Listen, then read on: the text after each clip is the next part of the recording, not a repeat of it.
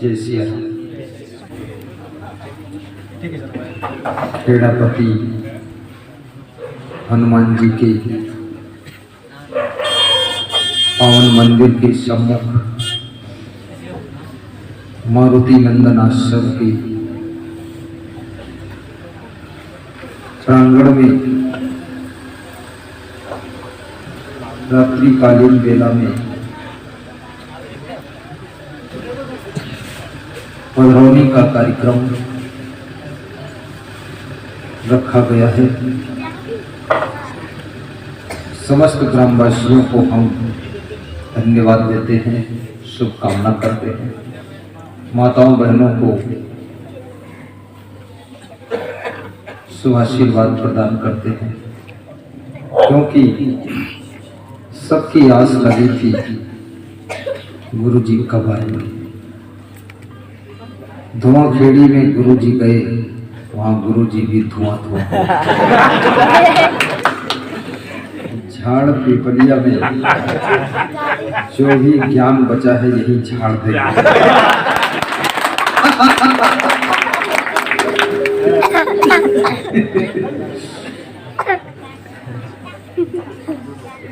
सभी लोग शांत रहेंगे, बातचीत नहीं करेंगे, मोबाइल भी नहीं चलाएंगे, दूसरी तरफ देखेंगे भी नहीं, केवल हमारी तरफ देखेंगे। साहिब बंदी नीति शास्त्र में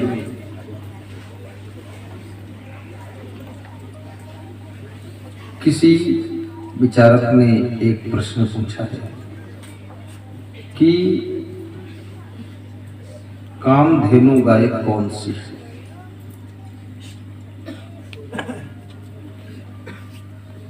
बैतरणी नदी कौन सी जिसको मरने के बाद पार करना पड़ता है।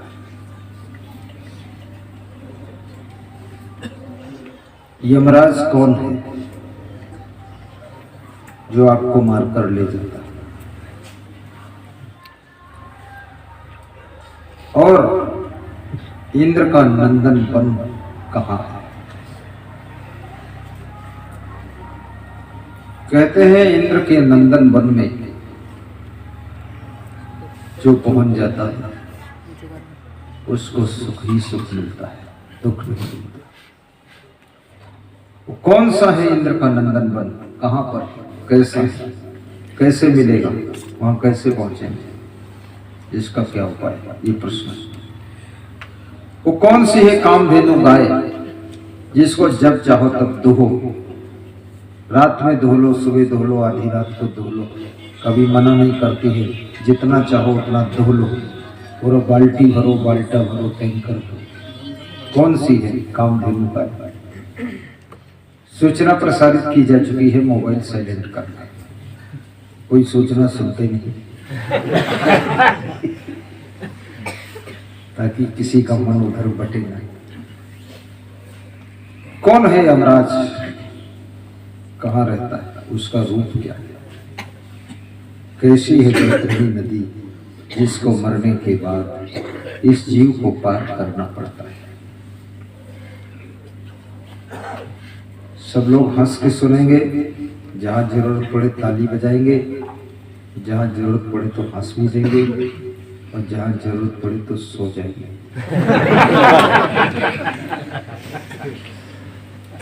समय तो बहुत नहीं हुआ है, कुछ समय नहीं हुआ, काहे का समय हुआ है, क्योंकि अभी 10 बजा है। कोई खास बात, भगवान के नाम पर समय थोड़ा लेट हो जाए तो भी बुरा नहीं। अभी आप रोड पर चले जाओ, हजारों लोग गाड़ियों से जा रहे, आ रहे, ट्रक चला रहे, रात में ट्रेनें चल रही, लोग बैठ रहे हैं, उतर रहे हैं, टिकट ले रहे, एरोप्लेन उड़ रहे, तो अपन तो अपने गांव में बैठे, टेंशन किस बात की, न ऊपर उड़ रहे न ट्रेन में बैठे। इसलिए अब रहे हमको कोई नहीं गम, क्योंकि चाहे यहाँ सोए और चाहे बोड़ा में सोए, हमको तो सोना है। तो मारुति नंदन में पंडित जी के साथ ही सो जाए। पंडित जी बुद्धिमान नहीं हो, अपनी रजाई हमें बढ़ा देगा। ये पंडित जी समझदार, उनकी सेवा करो। तो आइए, बहुत बड़ा प्रश्न आपके सामने किया हूँ। मुझे लगता है मेरा कुर्सी थोड़ा इधर घुमा दिया जाए, महिलाओं तरफ निशाना नहीं लग पाता। थोड़ा ऐसा ऐसे कुर्सी की घुमा ले, महिलाएं दुखी हो जाएंगी। इधर मुंह करके बैठे बाबा।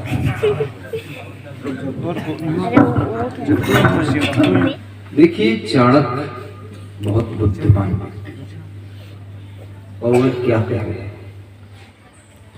क्रोधो वैवस्तो राजा, तृष्णा वैतरणी नदी, विद्या दुघा कामधेनु, संतोषो नंदनम। चारों प्रश्नों का उत्तर एक ही श्लोक में दिया। क्या कहा कि विद्या कामधेनु गाय। चाहे रात में उस विद्या से काम ले लो, दिन में काम ले लो, बुढ़ापे में काम ले लो, जवानी में काम ले लो, गांव में काम ले लो, चाहे शहर में काम ले लो, खेत में काम ले लो। यदि आपके पास में विद्या है, ज्ञान है, तो रात दिन कभी भी उससे काम लो। और विद्या रूपी गाय को चाहे जब दो, कभी मना नहीं करती। जैसे अभी गुरु जी को ज्ञान दे, तो रात में भी आप दूर रहे, कोई नहीं मना कर। इसलिए सबसे बड़ी दौलत, सबसे बड़ा धन यदि आपका कोई है तो विद्या है। जब आप विदेश में जाएंगे, प्रवास में जाएंगे, घर में कमाया हुआ घर, बनाया हुआ घर सब यही रहेगा, सामान यही रहेगा, अलमारियां यही रहेंगी, दरवाजे खिड़की यही रहेंगे। लेकिन तुम जाओगे, पैसा लेकर जाओगे, तो पैसा जब कतरा जेब काट लेगा, वो भी गया। तो बचा क्या तुम्हारे पास? कुछ नहीं बचा। लेकिन जो विद्या है आपके पास में, उसको न चोर चुरा सकता है, न राजा छीन सकता है, न भाई बांट सकता है, न तुम उसको कहीं फेंक सकते हो। ऐसा अखंड धन, इसलिए विद्या धनम सर्वधनम प्रथम।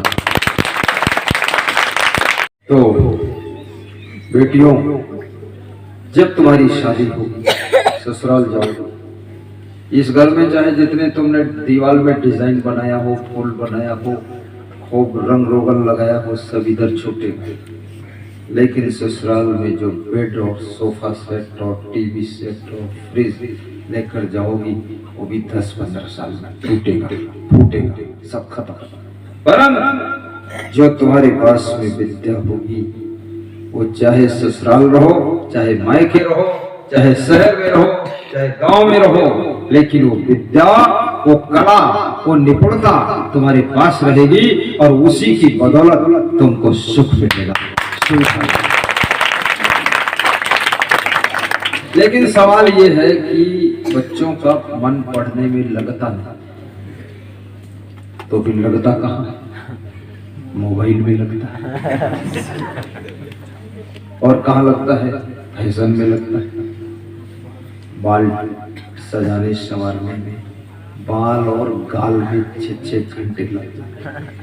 चित्रकूट में मेरा प्रवचन था, तो मैं छत पे परिक्रमा करता था। पड़ोसी घर में 7-8 लड़कियां बाल ठीक कर रही, 2-2.5 घंटे बाल ठीक किया। बाल तो वो ठीक कर रही थी, पर वो मर गए, परेशान हो गया कि इतना टाइम। तो आपस में कह रही थी, गुरुजी देख रहे हैं। मैंने कहा देख तो रहा हूँ, लेकिन ये बाल में समय इतना बर्बाद करना बुद्धिमानी का काम नहीं है। बाल को कितना ठीक करो, रात में रजाई ओढ़ो, फिर वो पुजट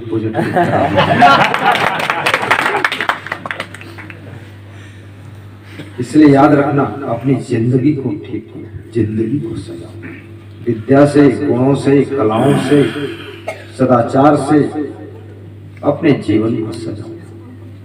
जैसे भगवान श्री राम में क्या था? गुण थे, कला थी, संसार उनके दर्शन करता है और सीताराम लिखा जाता है।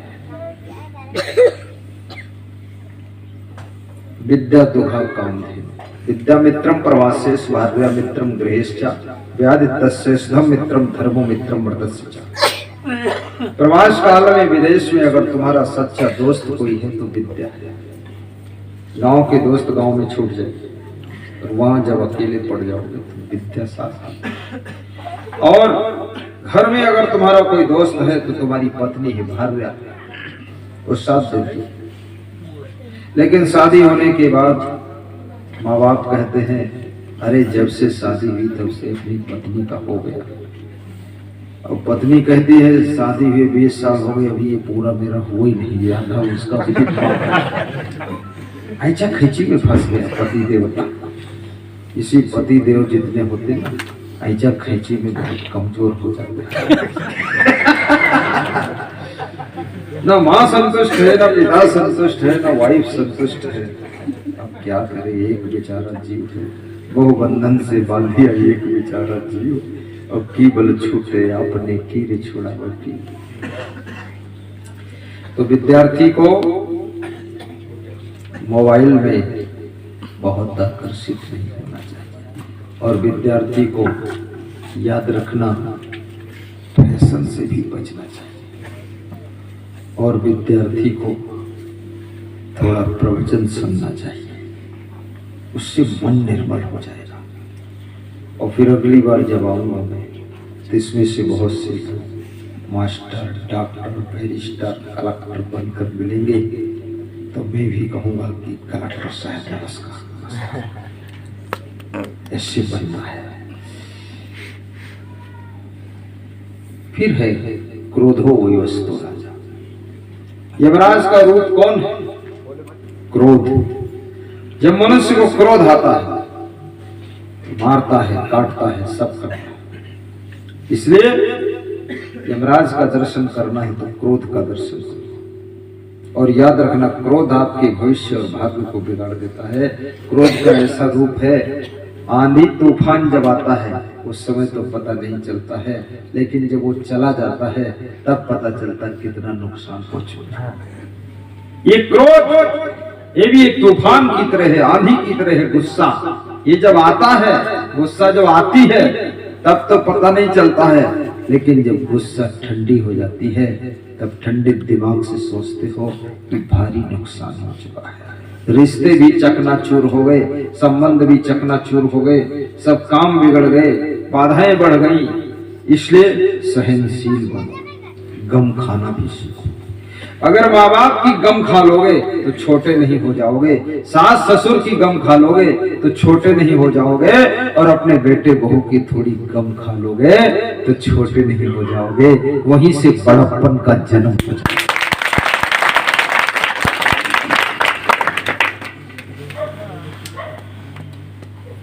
मन सुहरोना नहीं बनाए, सहनशील बनी आप रहाओ। भगवान राम कितने सहनशील थे। परशुराम जी कठोर बोलते हैं, रे कहते हैं, मूर्ख कहते हैं, लेकिन राम मुस्कुराते रहते हैं। जिन्होंने सह लिया वो पूजनीय भगवान हो गए, और जिन्होंने कठोर बोला वो पूजा से बाहर। इसलिए याद रखना, यदि तुम गम खा लोगे तो तुम्हारा ही यश फैलेगा। अपने घर में गम नहीं खा पाओगे तो घर भी खत्म हो जाएगा। गम खाना सीखो। क्रोध वयस्तु राजा, तृष्णा वैतरणी नदी, और तृष्णा ही वैतरणी नदी है। और कोई वैतरणी नदी मरने के बाद पार नहीं करना है। तृष्णा यानी क्योंकि मन तृप्त ही नहीं हो रहा, मन जो है बहुत डामाडोल है। जो कुछ मिला है उसमें खुश नहीं है, जो मिलने वाला नहीं है उसकी आस लगाकर बैठे हैं। जैसे भी माता पिता मिले हैं उनके साथ खुश रहना सीखो। माता पिता भले कम बुद्धि के हैं, कम पढ़े लिखे हैं, इससे कोई मतलब नहीं।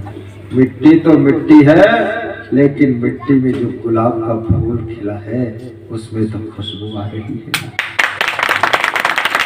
माता पिता कम पढ़े लिखे हैं, कम समझदार हैं, लेकिन फिर भी तुम जैसा गुलाब उन्हीं के द्वारा तो प्रकट हुआ है। इसलिए थोड़ा माता पिता का ख्याल रखना। उसी मिट्टी में सोना भी होता है, चांदी भी निकलती है, उसी मिट्टी के अंदर से ही तेल पेट्रोल सब कुछ निकलता है। ये प्लास्टिक भी मिट्टी के अंदर से निकलती है, याद रखना। रिफाइन करके बनाई जाती है और मिट्टी के अंदर से लोहा भी निकलता है, मिट्टी के अंदर से आभरक निकलती है, यूरेनियम निकलता है। मिट्टी तो तुम्हारे माता पिता, देखिए मोदी जी के माता पिता कैसे भोले भाले सीधे साधे गरीब कम बुद्धि, दूसरे घर में माँ मजदूरी करती थी, लेकिन उसका बेटा कितना सुंदर गुलाब का फूल बनकर देश का प्रधानमंत्री। आज भी वो अपनी माँ के पैर छूने जाता है, और तुम प्रधानमंत्री भी नहीं बने और माँ के पैर तोड़ने जाते। माँ का सम्मान करोगे, पिता का आदर करोगे, एक दिन तुम्हारी सभी मनोकामनाएं पूरी हो जाएगी, सभी पूरी हो जाएगी। और गुरु का प्रवचन सुनोगे और नित्य प्रवचन सुनोगे और नित्य दान भी करोगे, और गुरु जो सुना रहे उसका पालन करोगे, तुम्हारे जीवन में वो होगा जो आज तक कभी नहीं हुआ है। और गांव के लोग आश्चर्य में डूब जाएंगे कि इसके ऊपर इतनी कृपा कहां से हुई। गुरु में श्रद्धा, और ये गांव कोई साधारण गांव नहीं।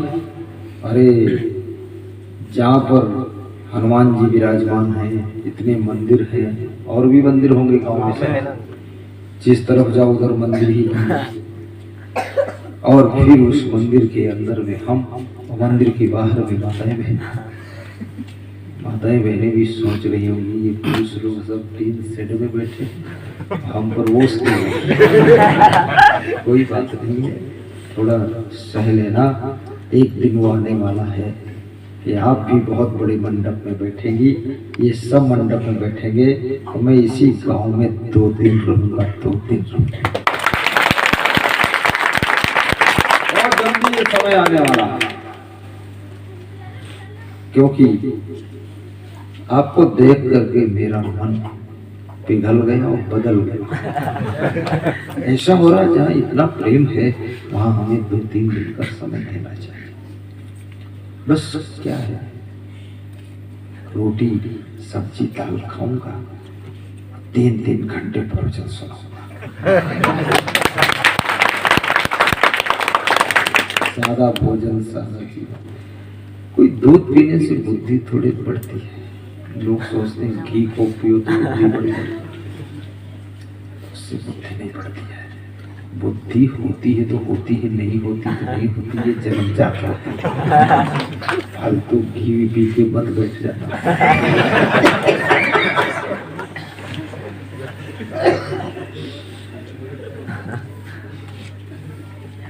पेट की मोटर में खाने की सवारी कम भरो, फेल हो जाएगी ओवर लोड हो जाने की बात, मुस्कुरा कर चल दिए हो कुछ हमसे फरमाने की बात, बिजलियां चमका रहे हो, बिजलियां चमका रहे हो, फूल बरसाने के बाद।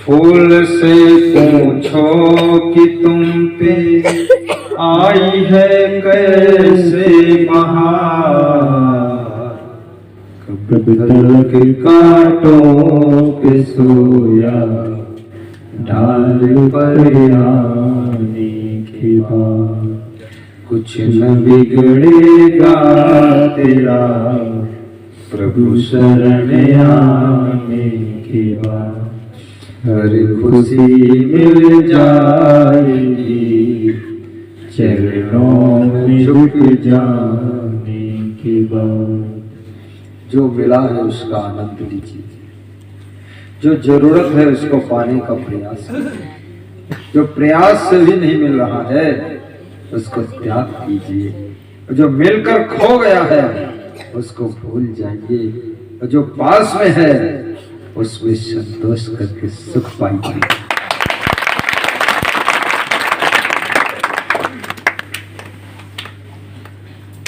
संतोषो नंदनम वनम, संतोष ही नंदन वन। इंद्र जी का नंदन वन संतोष है, इसलिए मन में सब लोग संतोष भी रखना, संतोष पूर्वक उन्नति करना, खूब काम करो, खूब मेहनत करो। गुरु का आशीर्वाद है, सब धनवान बने, गुणवान बने, महान बने, बुद्धिमान बने, विचारवान बने, सबके सुंदर मकान हो, सुंदर कार हो, जिंदगी में संस्कार हो, बिल्कुल नहीं अहंकार हो, गुरुदेव की वाणी स्वीकार हो, और जिंदगी न बेकार हो, चमचमाती खड़ी एक कार हो।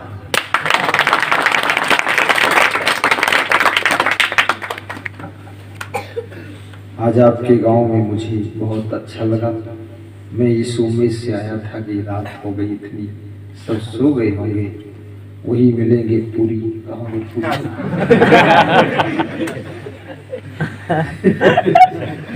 मैंने उनसे नाम पूछा, बेटा क्या नाम? क्या?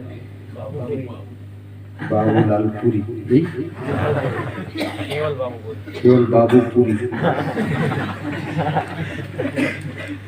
तो मैं सोचा पूरी यानी पूरी खाने को, वो पूरी पूरी है, पूरी उड़ी कुछ नहीं है, खाना भी नहीं है क्योंकि भूख भी नहीं है। घोड़ा से वहीं से भोजन करके आए हम लोग, सब भूख नहीं है। और फल वाला है, ले लेंगे, कल सुबह खा लेंगे। अब रात का नाश्ता रात में इतने टाइम, और भूख भी नहीं, और ठंडा फल खाओ तो जयराम जी की बुखार आ जाए। तो मैं चाहता हूं कि मेरी इच्छा ऐसी हुई है, आपके सभी के प्रेम भाव को देखते हुए इस गांव में एक बार ऐसा सौभाग्य उदय हो कि 2 दिन के लिए मैं आऊं, यही रहूं, यही सोऊं, यही खाऊं और यही खूब प्रवचन सुनाऊं। ऐसा अंदर मन में भाव हुआ है। आपके मन में हुआ कि नहीं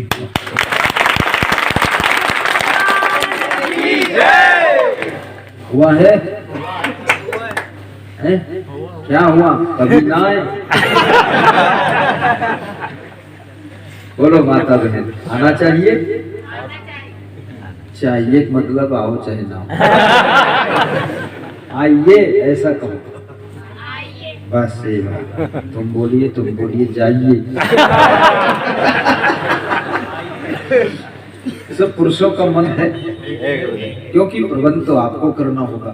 ये लोग तो घर में संभालेंगे, लेकिन पैसा वही देंगे। स्टेट बैंक ऑफ इंडिया है, इनकी बैंक में पैसा जमा तो आसानी से होता है, लेकिन निकलता बड़ी परेशानी। जमा तो ये रात में भी कर लेंगे, पर निकालना होगा तो दिन में ही मुश्किल। बहुत इंक्वायरी होगी, पूछताछ होगी, क्या करोगे, कल ले गए थे 5000, फिर ले जाओगे, पैसा नहीं है, निकल इधर। क्योंकि माताओं बहनों में एक गुण होता है, इनके पास में बचत का स्वभाव होता है। आप सकल 2 किलो घर लाइए, बुद्धिमान जो माता बहन है उसमें से आधा किलो शक्कर पोटली में बांधकर अलग छिपा के रख देती है, और 1.5 किलो खर्च करती है। जब 1.5 किलो खर्च हो जाती है तो तुम्हें डिब्बा दिखा देती, देखो शक्कर खत्म है, ले आओ।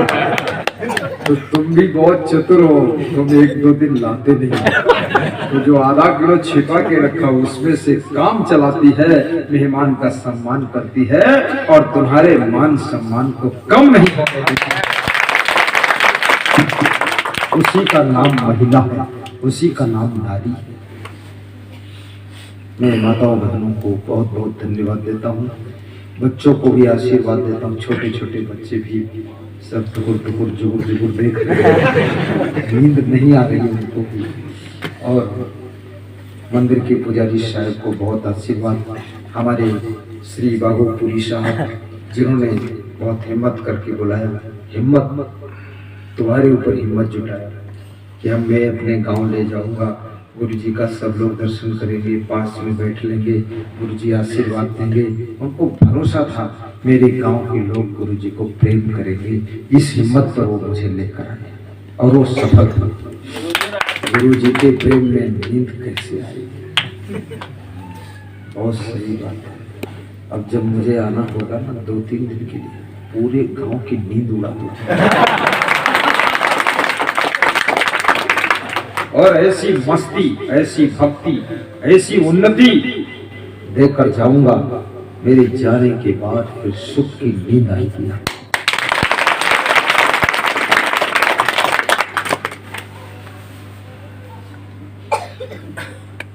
मेरे दिल में ज्ञान दीपक जल गई, तेरी रोशनी से सब अंधेरे मिट गए। इस जमाने के प्रभु सागर हो तुम, प्रेमियों के प्रेम के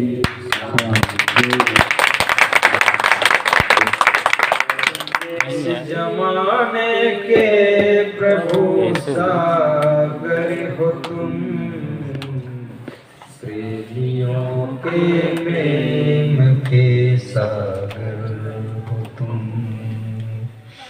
सारे प्रेमी सर झुकाने आ गए, बात दिल की हम सुनाने तेरे दर पे सर झुकाने आ गए।